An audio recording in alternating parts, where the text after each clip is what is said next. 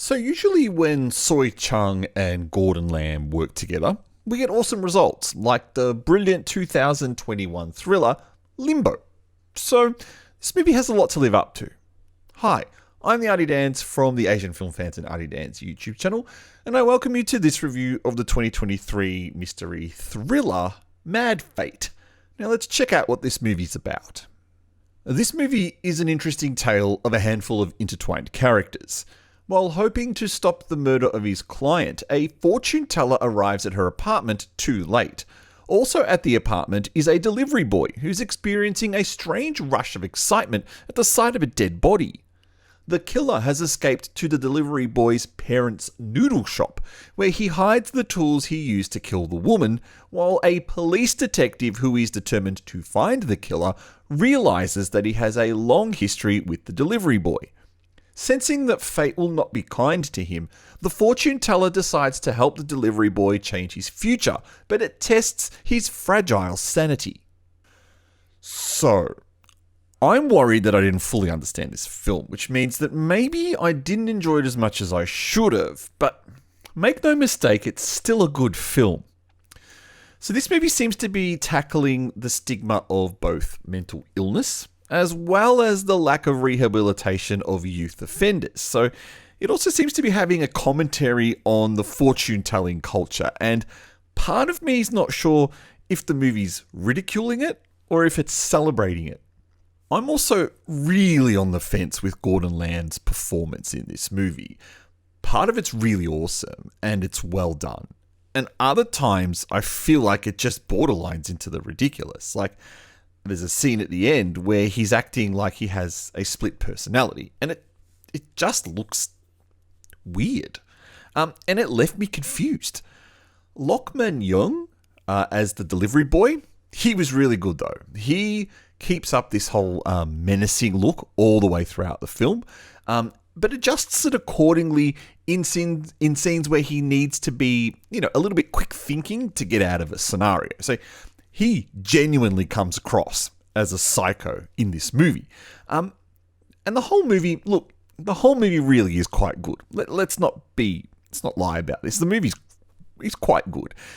You don't really know where it's going to take you, and so that makes it a good thriller to me. And on top of that, some of the secondary characters, like the police detective or the gambling addicted prostitute, they're great, and they add a lot to this movie. But, and I think you might know what I'm going to talk about if you've seen the movie. Visually, the movie falters, and really badly too. So if you're one of those people who are sensitive to poor CGI, then this movie will have you reaching for the button to turn the movie off. And if you're one of those people who thinks that Marvel movies have terrible CGI, then your benchmark is ridiculous, and this movie will not gel with you at all.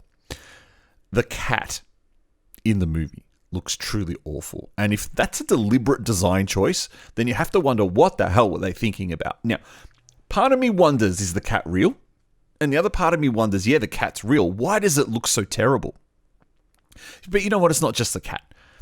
It's all the compositing shots too. At the start, in the torrential rain, when he's trying to help his first client out, and you see the gravestones up on the hill, that looks horrible. And every shot that involves crazy weather, I think you know where I'm going with this. The weird part is the visual effects are done by Lewis Koo's One Cool Pictures Productions, but clearly they had their D team on this. And another thing that left me absolutely baffled was the music choices. Now, there's frequent renditions of now public domain classical music in there, and they're all done very differently at times. But the movie made me feel like, the music in the movie made me feel like the movie didn't want me to take it seriously. I don't know how best to describe it, but when I heard those musical tunes pop up, I kept thinking, is this movie trying to be a comedy? It's clearly not. So in the end, I'm baffled what to do with this movie, because it's not a bad movie, but it's just not awesome like Limbo was. So maybe 3.5 stars, because, hear me out on this one. The plot's great. And the story's really enjoyable. For 140 odd minutes, it's a really captivating story. And the performances from virtually everyone are really rock solid. But it is let down by some of the worst CGI you've seen in a very, very long time. These weird music choices, and this element of turning into a comedy that just left me so confused. So, if you've seen it, help me make sense of this, please. Tell me what I missed or what I got right, or tell me your interpretation of this film. And if you've seen it, let me know what you think in the comments below. Press like if you enjoyed this review. Definitely leave a comment if you've got something to say about the film to help me understand it a bit more. Otherwise, I'll catch you in our next movie review. We've got a couple big ones coming up this week, including The Meg 2. So hopefully we'll catch that in a couple days. We'll see you next time.